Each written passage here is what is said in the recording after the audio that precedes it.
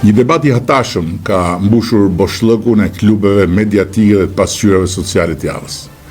Pasi një prokuror dhe një gjykatës u bën bashk, kokë në kokë, dhe pezulluan një antar të kabinetit qeveritar. Unë nuk dua të hyj në asnjë debat për një absurditet kaq të rrezikshëm sa ky dhe pres me durim që gjykata kushtetuese t'i jap drejtim çështjes së kësaj rruge të pashkelur askund në Europë, po me sa jemi informuar dhe tani, askund edhe në botë. Por thash ndaj me ju sot se çfarë thon Komisioni i Venecias dhe Gjykata Europiane e Strasburgut për këtë çështje. Qendrimi i Venecias është në fakt shumë i prerë. Gjykatat nuk duhet të pezullojnë antarët qeverisë, sepse duke bërë këtë, së pari cënojnë balancën e pushteteve.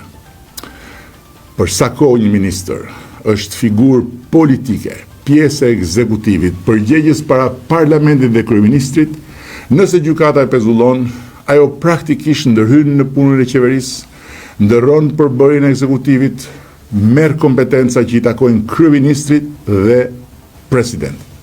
Dhe kjo konsiderohet nga Venecia shkelje e palejueshme e kufijit ndarës mes pushteteve. Së dyti, duke e bërë këtë, gjykatat krijojnë mundësinë e instrumentalizimit të drejtësisë dhe Venecia paralajmëron shpesh kundër judicial overreach, ose shqip fare shtrirjes krahut gjyqësorit përtej kufijit ndarës me politikën, sepse kjo përpasoj i hap rrugë presionet politike ndaj qeverisë, destabilizimin institucional, manipulimin e ekzekutivit përmes proceseve penale. Së treti, ministrat kanë funksione politike, jo administrative, dhe Venecia e ka thënë shumë herë. Masat e pezullimit vlen për nënpunësit, jo për antarët e qeverisë, sepse ministri nuk është zyrtar administrativ, por autoritet politik. Së fundmi, pezullimi gjyqësor i ministrit është de facto presion për shkarkimin e tij, duke qenë se kur pezullohet një ministër, nuk pezullohet një individ, po paralizohet e gjithë vendimarrja për një apo më shumë sektor që ministri mund të mbulojë. Dhe kjo është këmbë e kryer jo kushtetuese.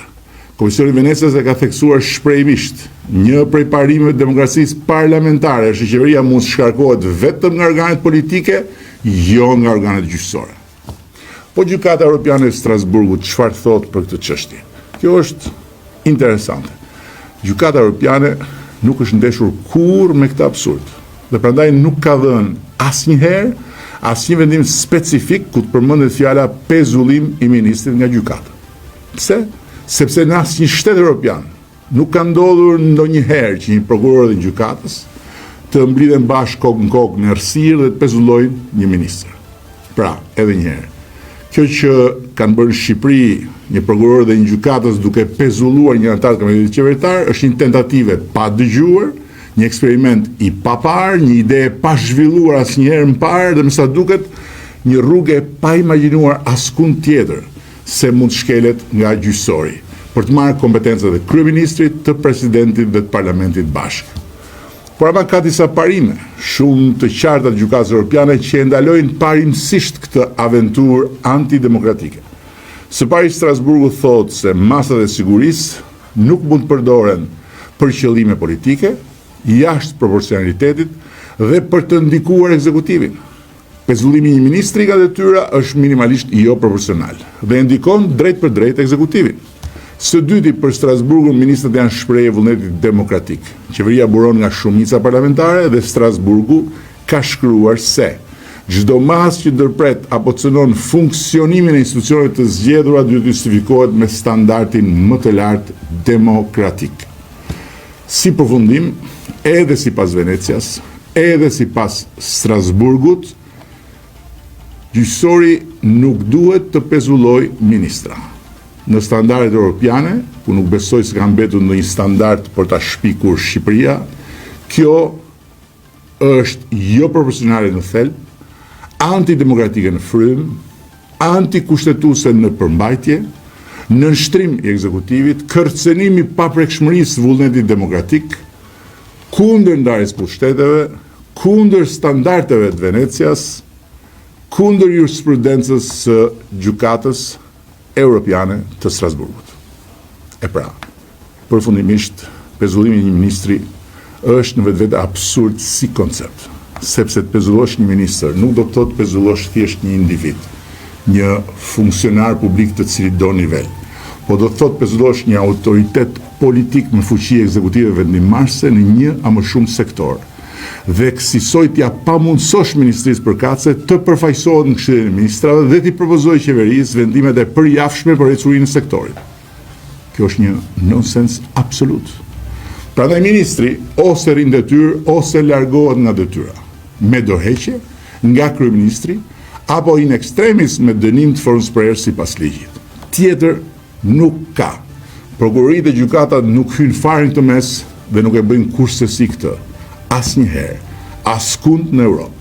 E nëse Shqipëria do të hynte në analet e historisë drejtësisë europiane me një shpikë të tillë, kjo do të ishte larg qoftë një shfaqje ulëritse pa pjekurie demokratike dhe institucionale.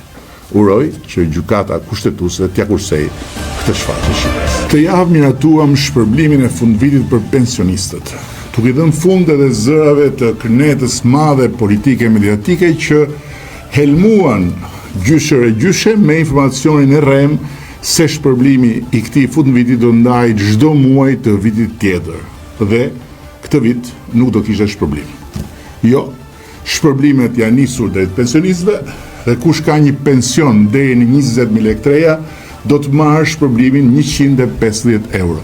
Ndërsa kush e ka pensionin mbi 20.000 lekë të reja do të shpërblehet me 100 euro. Ndërkohë, me hyrjen e vitit të ri 2026 nis edhe historia e re e rritjes së pensioneve, të cilat do të nisin të rriten nga janari dhe do të dyfishohen në janar 2027. Do të trefishohen në janar 2028, do të katërfishohen në janar 2029 dhe do të pesëfishohen në janar 2030. Më 1 janar 2026 do të rritet edhe paga minimale. Tamam ashtu siç jemi zotuar.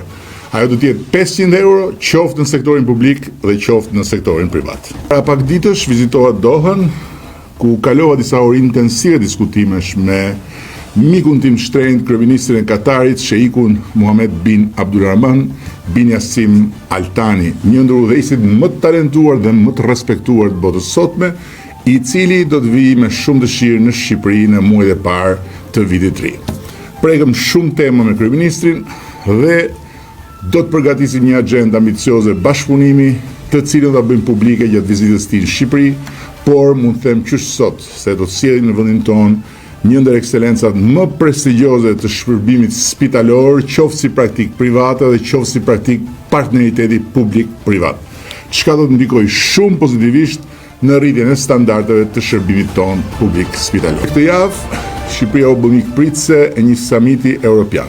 Këtë herë me zëvendjet e rajonit dhe Komisionit Evropian për planin e ri të rritjes, ku së bashku me udhëheqësit e tjerë të Ballkanit Perëndimor dhe Komisionerën Evropiane për zgjerimin, miken e paqmuar të Shqipërisë Marta Kos, si dhe skuadrën e saj të ekspertëve, bën një bilanc të ecurisë së planit të ri të rritjes, ndan pikpamje të vlefshme për integrimin mëtejshëm ekonomik në rajon dhe integrimin tonë si rajon në tregun e përbashkët evropian.